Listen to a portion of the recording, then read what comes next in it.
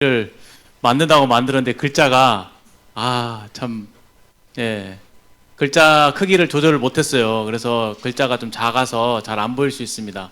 가능한 한 뒤에 그 중간 기둥 앞에까지 좀 앉아주시면 정말 감사하겠습니다. 제가 여기 안 그래도 지금 좀 멀리 와 있잖아요, 그렇죠? 예, 그러니까 좀 앞으로 오셔도 상관없으니까 와주시면 되겠습니다. 자, 그러면 준비됐나요? 예, 그러면 잠깐 기도하고 시작하겠습니다. 죄송합니다. 예, 제가 잠깐 기도하겠습니다. 하나님 아버지 감사합니다. 이 시간 하나님께서 만드신 결혼이 얼마나 참 하나님께 참 아름다운 작품인가를 생각하게 되면서 좀 주님이 결혼을 통해서 허락하신 하나님의 축복과 은혜와 그 선물이 어떠한 것인지 저희들로 말씀을 통해서 깨닫게 해주시고 또 하나님의 그 비전을 저희도 갖게 해주셔서 우리 모두가 그리스도 안에서 아름다운 가정을 이룸으로 하나님께 영광을 돌리는 삶이 되도록 도와주시기를 바랍니다. 이 시간 주님 함께 해주시고 또 말씀 안에서 저희들 교훈해 주시기를 바라며 예수님의 귀하신 이름으로 감사하며 기도합니다. 아멘. 자, 오늘 이성교제와 결혼 세미나를 시작하게 됐습니다.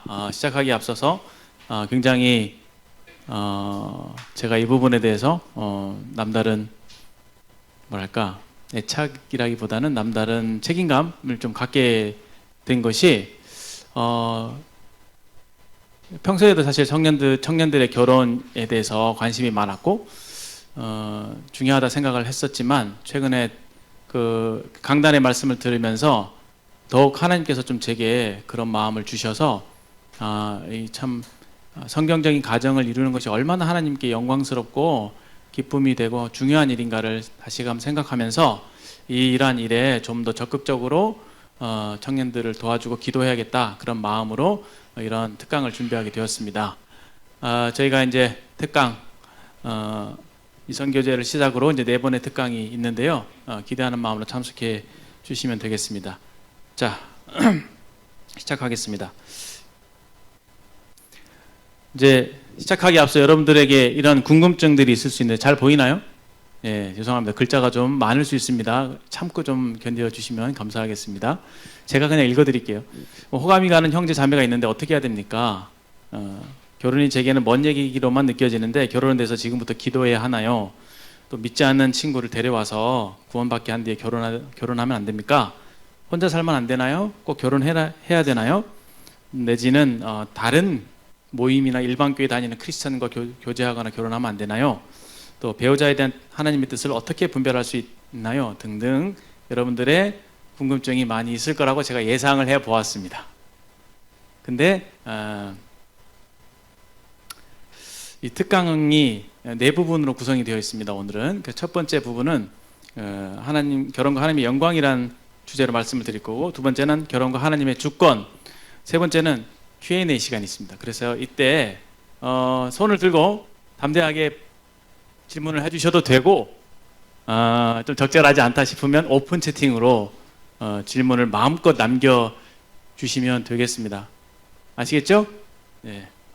그렇게 하시고 그 다음에 끝나고 난 이후에 이제 그룹 교제 시간이 있는데 기혼 교사 형제 자매님들이 이제 한 반에 각각 형제 자매 나누어서 이렇게 들어가게 될 것이고 그때 좀 더 자세한 또 구체적인 또 질의응답을 할 수도 있습니다. 그러니까 좀 이 시간을 빌어서 그동안 궁금했던 것들을 마음껏 좀 쏟아내시고 나름대로 이런 부분에 이런 거구나 이렇게 하면 되겠구나 라고 하는 그런 생각과 가치관을 좀 나름대로 정립할 수 있으면 좋겠다 그런 생각을 하게 됩니다.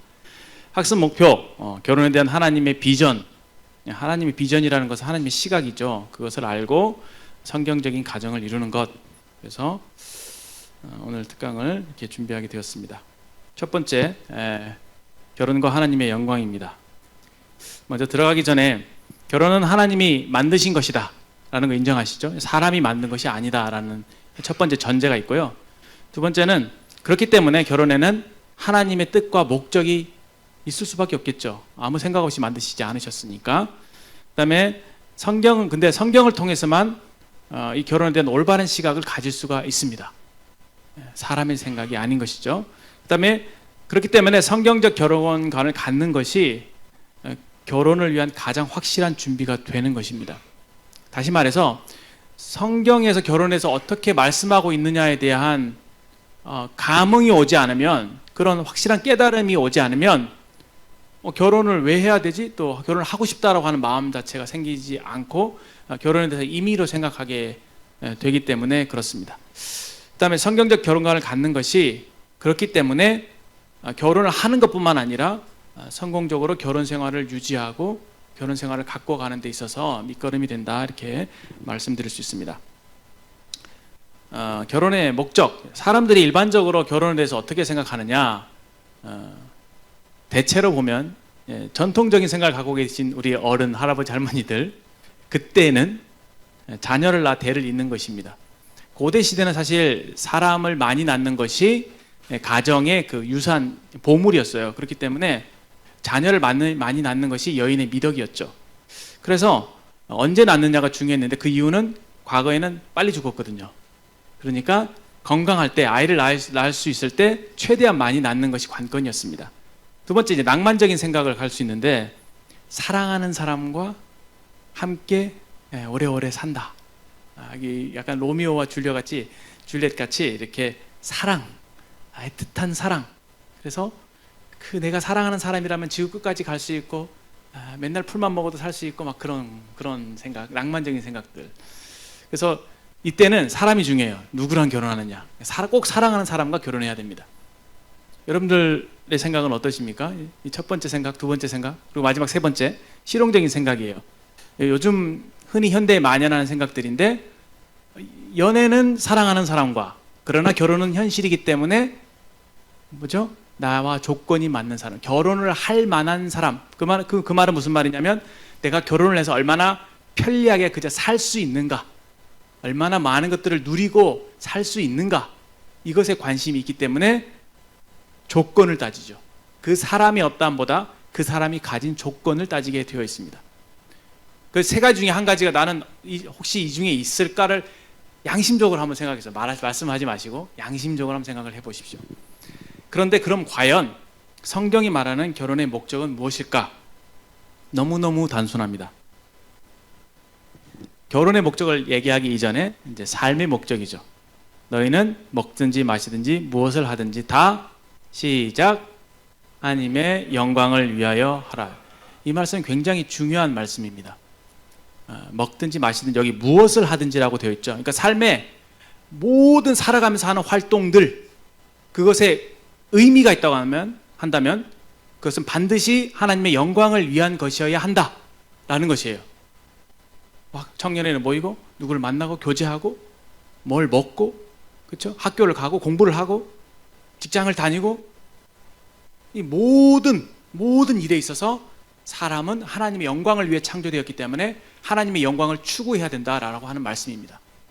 그렇다고 한다면 우리의 결혼도 반드시 첫 번째 목적이 하나님의 영광을 위한 것이어야 한다, 그렇게 말씀드릴 수 있습니다. 그런데 그걸 살펴보기 전에, 그러면 어떻게 우리의 결혼이 하나님의 영광을 위할 수 있을까? 어떻게 결혼으로 하나님의 영광을 드러낼 수 있을까라고 하는 고민을 하게 되죠. 고린도전서 10장 31절의 말씀인데, 이 말씀의 본문은 이렇습니다. 그때 당시에 고린도 성도들이 바울에게 우상의 제물을 먹어도 됩니까, 안 됩니까? 라는 것에 대해서 질문을 드렸어요. 그때 바울이 이제 답변하시기를, 우상의 제물은 아무것도 아니다. 하나님이 지으신 모든 것이 선하니까 감사함으로 받으면 버릴 것이 없다. 라고 가르쳤습니다. 그러면서 한 가지 덧붙인 사실이 뭐냐면, 그러나 이렇게 이것이 팩트이고 이것이 진리임에도 불구하고 이 사실을 받아들일 수 없는 사람들이 있다. 여전히 그것을 알지만 우상의 집을 먹는 것이 거리끼는 그런 사람들이 있다. 이들을 향해서 양심이 약한 사람 또는 믿음이 약한 사람이라고 하죠. 그래서 바울이 어떻게 말씀하고 있냐면, 비록 너희가 우상의 제물을 먹을 수 있는 강한 믿음이 있을지라도 그러한 믿음이 없는 약한 사람을 생각해서 우상의 제물을 먹지 않는 것, 그것이 바로 그렇게 할 때 그것이 더 좋은 일이다라고 권면하고 있는 것이죠. 그러면서 우리에게 주신 말씀이 사람마다 누구든지 자기의 유익을 구하는 것이 아니라 남의 유익을 구하여 저들로 구원을 받게 하라. 그런 말씀을 기록하고 있습니다. 그러니까 이 말씀에서 교훈을 주고 있는 부분은 뭐냐면은 사람은 아무리 내가 좋고 내가 옳다고 느껴지는 일이 있다 할지라도 그것이 다른 사람의 양심에 거리낌이 되고 그 사람을 무너뜨리는 일이 된다면은 우리 믿음이 강한 사람들은 자신을 절제할 수 있어야 된다라고 하는 가르침이죠. 왜냐? 나의 유익을 구하지 않고 남의 유익을 구하는 것이 사랑이기 때문에 그렇습니다. 우리 지금 요한일서에서 사귐에 대해서 막 배우고 있죠. 그래서 가장 중요하게 우리 말씀했던 단어가 뭡니까? 결국은 사랑이에요. 그렇죠? 하나님을 사랑하는 삶, 이웃을 사랑하는 삶, 그것이 하나님이 천지 만물을 만드신 목적이라고요. 하나님이 존재하는 방식도 사랑으로 존재하시잖아요. 그렇죠? 그것이 굉장히 하나님께는 중요한 일이 되는 것이죠. 그래서 하나님의 일이라는 것은 일이 무엇인가 생각해 봤을 때도 그래요. 사람을 살리고 구원하고 또 사람을 세워주는 일을 하시죠. 그것이 하나님의 사랑입니다. 그리고 예수님이 우리에게 보여주신 본이 무엇입니까? 이건 로마서 15장 7절에 나와 있는데 그리스도께서 자신을 버리셔서 연약한 자들을 받아주신 거예요. 그래서 하나님께 영광을 돌리셨다. 그런 말씀이 있습니다. 자기를 기쁘시게 하지 않으시고 자기를 낮추시고 자기를 버리셔서 남의 유익을 세워주시는 그것이 그리스도의 본이었습니다. 그렇게 하심으로 영광을 돌리신 것이죠. 그렇다면 우리가 이 말씀에서 어떻게 하나님의 영광을 드러낼 것인가에 대해서 답을 얻을 수가 있는 것이 뭐냐? 우리가 하나님이 우리를 창조하신 목적에 따라서 사랑으로 살 때 하나님이 영광을 받으신다. 이렇게 결론 지을 수 있습니다. 어찌 보면 성경을 요약해라 또는 복음을 요약해라고 한다면 제가 이렇게까지도 말씀드릴 수 있을 것 같아요. 근데 이 사랑은 어떤 사랑이냐? 혼돈하지 말아야 될 것이 이 사랑은 이타십니다. 이타적인 사랑이다. 그러면서 거기에 무엇이 수반되냐면 희생이 수반되는 거예요. 이타심과 희생이 두 가지 글자를 마음에 염두에 두시면 좋겠습니다. 이것은 결혼을 시작하는 데 있어서 사랑이 굉장히 중요하잖아요. 뿐만 아니라 결혼 생활을 유지하는 데 있어서도 결혼 생활의 핵심이에요. 그리고 이것이 십자가의 핵심이고요. 이것이 복음의 핵심입니다. 나를 죽여서 남을 살리는 것. 그러한 종류의 삶으로 하나님께서 제자된 여러분과 저를 초대하시는 거예요. 그런 삶의 방식으로. 그래서 우리의 결혼 생활도 그렇게 맞춰져 있으면은 정말 잘하는 것이고 그러한 삶을 사는 사람은 하나님께 반드시 영광을 돌리게 되어 있습니다.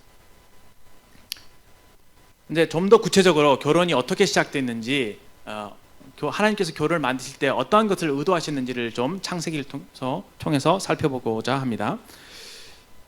잘 아시지만 창세기 1장 27절에 보면 하나님께 천지 만물을 만드시고 사람을 만드셨는데 우리의 형상대로 사람을 만들자라고 서로 협의하신 이후에 하나님이 자기 형상 곧 하나님의 형상대로 사람을 창조하셨다 라고 말씀하고 계십니다. 근데 하나님의 형상이라고 하는 것은 잘 아시죠? 하나님 어떤 분?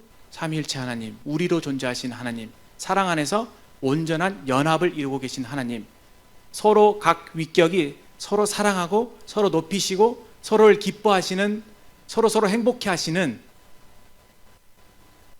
그러한 방식으로 존재하신 하나님이신 거죠. 그런 하나님의 어떠하심을 본따서 사람을 만드신 거예요. 결국은 이것을 사람의 관계성이라고 하죠. 하나님의 관계성을 본따서 사람도 관계적인 존재, 사랑하는 존재로 만드셨다.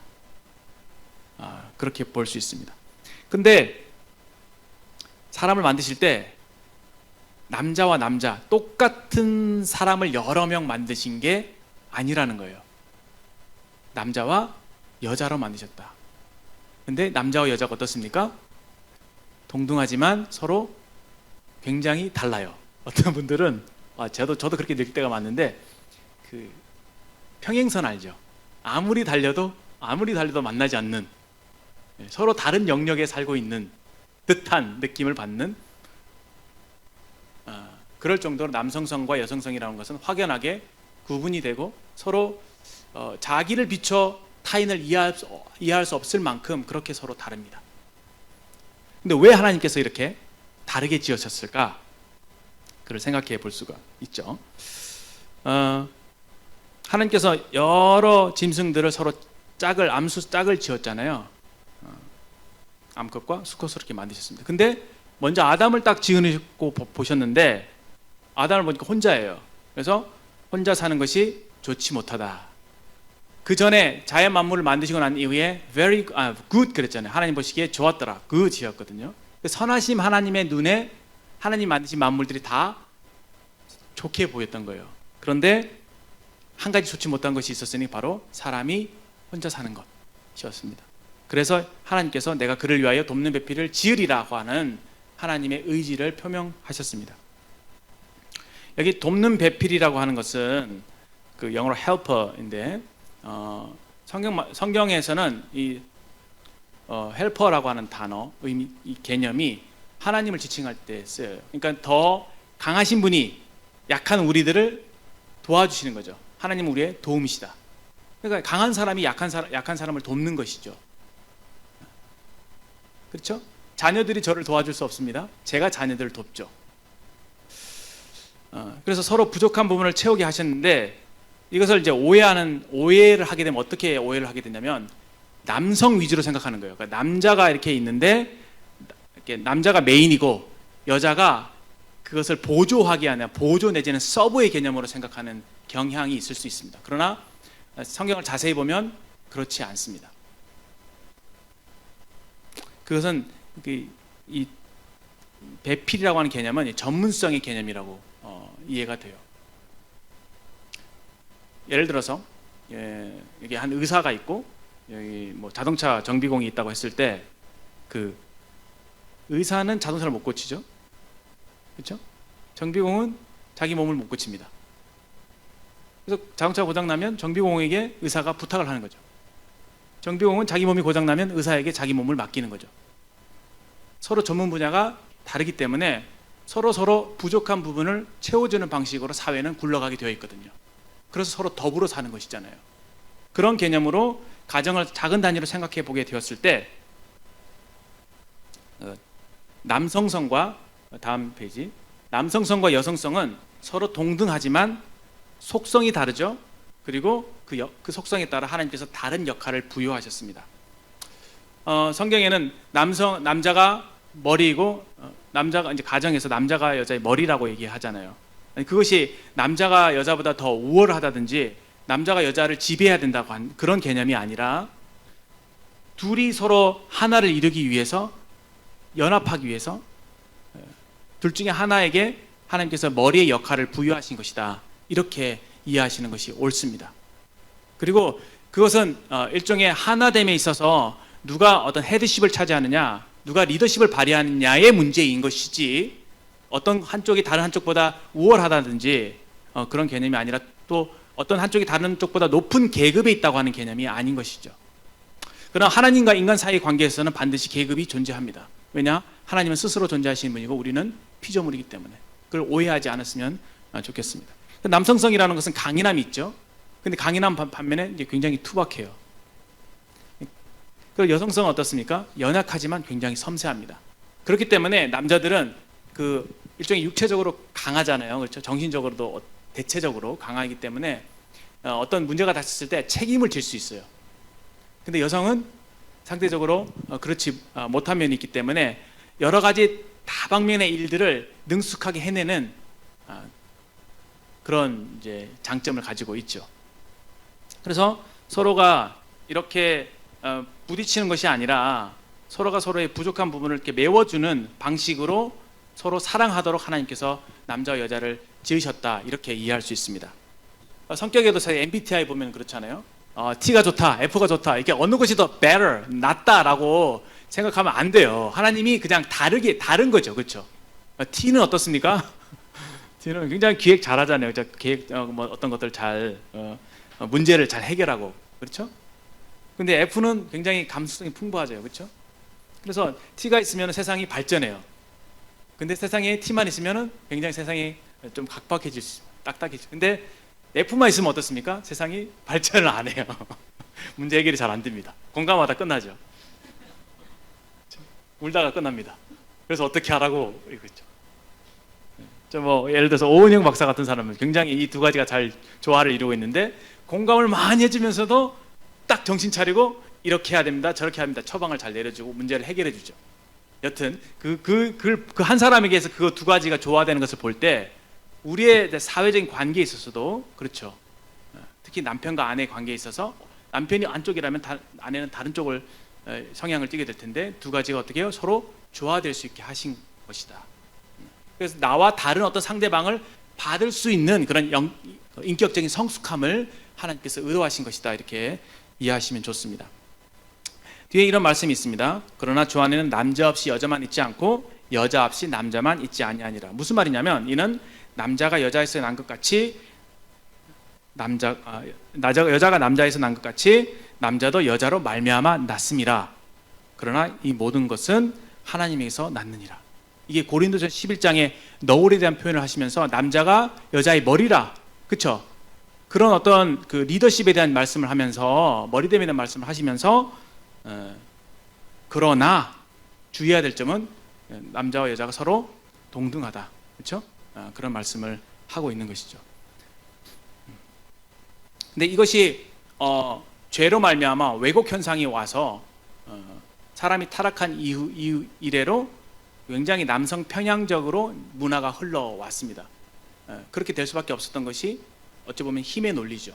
남자가 어떤 물리적으로 힘이 강하기 때문에 남성 중심의 사회가 된 것인데, 그러므로 인해서 상대적으로 여성성이 굉장히 억압을 받거나 존중받지 못하는 그런 오랜 기간 동안에 그런 전통이 흘러왔던 것으로 우리가 이해가 됩니다. 그러나 성경이 원래 하나님께서 의도하셨던 것은 그렇죠? 서로가 서로를 돕는, 내가 나를 위해 존재하는 것이 아니라 내가 상대를 위해서 존재하는, 내가 상대를 위해주고 상대를 사랑해 줄 때 상대도 나에게 사랑을 주기 때문에 그런 방식으로 사랑을 주고 받을 수 있도록 주님이 그렇게 우리를 만드셨습니다.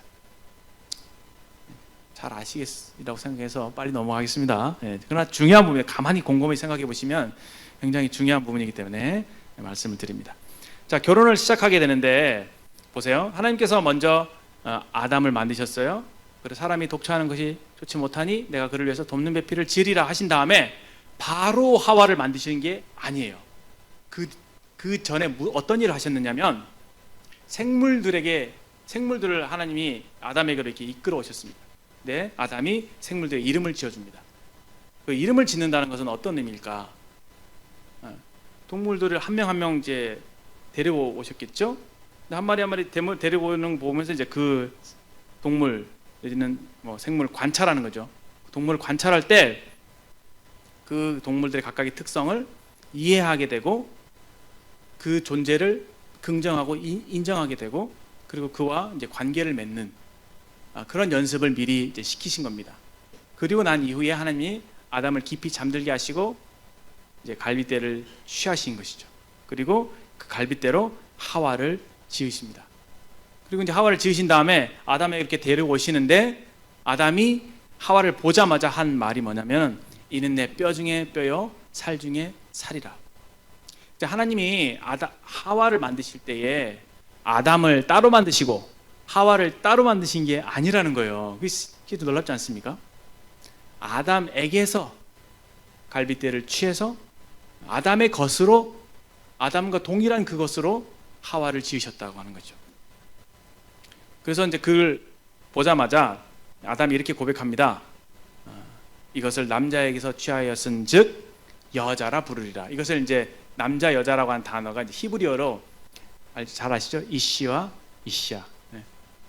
이시와 이시아인데 히브리어는 여기 잘 보이시는지 모르겠는데 히브리어는 오른쪽에서 왼쪽으로 읽어요. 그러면 이시와 이시아를 비교해 보면은 이시아에는 이시에다가 전미사를 하나 붙이죠. 이렇게 생긴 전미사.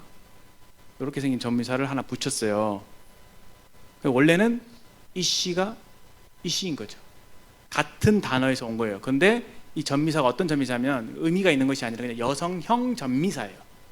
전미사는 의미가 없잖아요. 그렇죠? 그냥 여성형, 같은 단어인 것이죠. 근데 그것을 발음하기를 이샤로 발음한 것입니다. 결국 어떤 의미가 있느냐면 너는 내가 이시니까 너도 이시이다 이런 의미고, 그 말은 다시 말해서 너는 내게서 나온 또 다른 나이다. 고로 너는 나다. 그런 개념이 있다고 그렇게 합니다. 이제 거기서부터 우리가 이제 하나님이 어떤 의도를 가지고 그렇게 하시는지를 추측해 볼 수 있죠. 에베소 5장 28절에도 그런 말씀이 있습니다. 자기 아내를 사랑하는 자는 자기를 사랑하는 것이래요. 왜냐? 둘이 한 몸이니까. 너는 나이니까.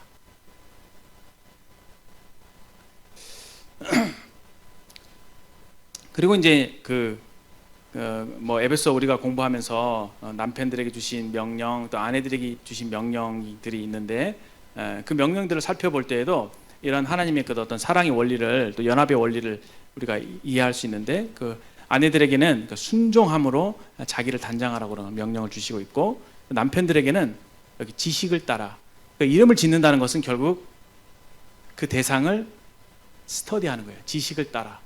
그 남편이 되실 형제님들은 나중에 아내 될 자매님들을 스터디할 필요가 있습니다. 왜냐? 전혀 다르거든요. 그래서 지식을 따라 아내를 이해하고 아내가 존재하는 방식대로 아내를 사랑해 주어라 라고 하는 말입니다. 지식을 따라 너희 아내와 동거하고 그를 더 연약한 그릇이요 생명의 은혜를 함께 이어받을 자로 알아 귀히 여기라. 여기 연약한 그릇이라고 했죠. 더 연약한 그릇. 그러니까 하나님께서 연약한 그릇을 아담에게 만들어 주신 거예요. 왜요? 그 연약함을 보듬어주고 커버해주고 덮어주고 사랑해주라고.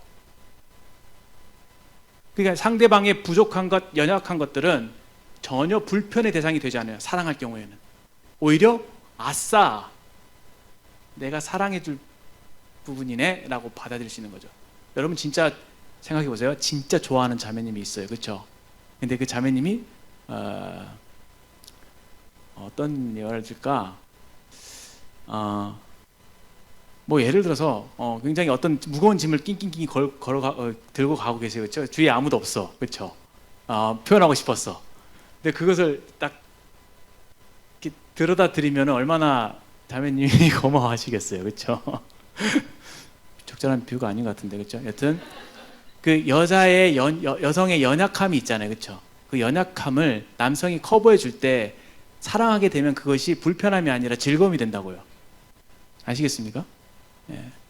이제 그런 마인드로 결혼 생활을 하면 굉장히 행복합니다. 근데 이거 까먹으면요, 그때부터 불행이 찾아오게 되는 것이죠. 결혼에 대한 하나님의 뜻, 그 이러므로 남자가 부모를 떠나 연하여 그 아내와 합하여 둘이 한 몸을 이룰지로다. 그래서 이제 남편과 아내, 남자와 여자의 관계를 보면 서로 다르지만 하나님이 주신 사랑 안에서 하나가 되게 하신 것이다. 그것이 하나님께는 굉장히 중요한 것이다 라는 것을 꼭 마음에 기억해 주셨으면 좋겠습니다. 그러므로 결혼은 내가 어떻게 그녀가 되는지, 내가 어떻게 그녀와 하나가 되는지, 그녀를 사랑함으로 어떻게 나를 사랑하는지, 그렇죠? 그것을 터득하는 과정이라고 볼 수 있고요. 또 상대를 배려하고 사랑하고 이해하고 또 그와 더불어 함께 살아가는 그런 법을 배우는 과정이다. 그렇게 말할 수도 있습니다. 또 그것이 곧 그리스도 형상을 닮아가는 기회가 된다라고 말씀드릴 수 있는데, 저희가 요한일서 말씀 많이 배웠죠. 사랑하라고 제가 목에 핏대를 세워가면서 말씀을 드렸죠. 성경이 그렇게 말씀하고 있으니까 담대하게.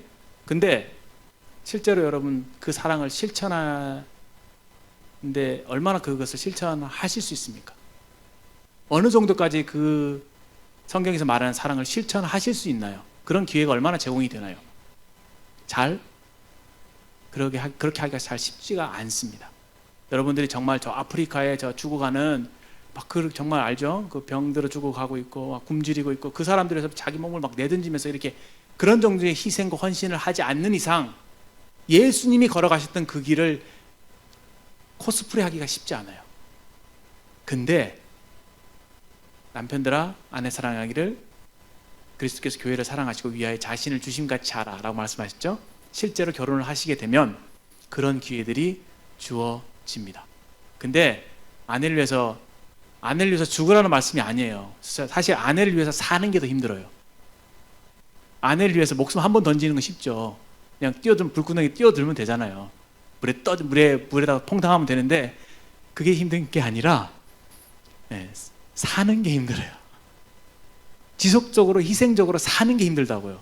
그러니까 그 말씀은 아내를 위해 죽으라는 말씀이 아니라 아내를 위해서 희생적으로 살아야 된다. 그러니까 결국 자아의 죽음을 말하는 거예요. 이해되십니까? 예수님의 죽음은요, 예수님의 죽음은 육신적인 죽음이 있죠. 예수님은 죽은 제사를 드리신 거예요. 근데 우리에게는 하나님께 산제물로 너희를 드리라고 하죠. 그러니까 사는 게 힘든 거예요. 무슨 말인지 아시겠죠? 내가 죽고 그리스도가 살게 하는 방식으로 살아가는 것, 나를 부인하고 남의 유익을 위해 살아가는 것, 그런 종류의 삶이 어렵습니다. 근데 가정을 통해서는 그러한 기회가 제공이 돼요. 그렇게 함으로 인해서 그리스도와 교회의 연합을 실현할 수 있습니다. 가정을 통해서. 그러니까 그리스도와 교회의 연합을 가정을 통해서 보여줄 수 있는 것이죠. 그리고 그래서 사랑을 연습하는 그런 장이다라고 말할 수도 있고, 그러므로 성경적인 결혼 생활을 하게 되면 그러한 가정을 통해서 하나님은 영광을 받으실 수밖에 없고, 그러한 가정은 그냥 그대로 하나님의 어떠하심을 그냥 드러내는 거예요.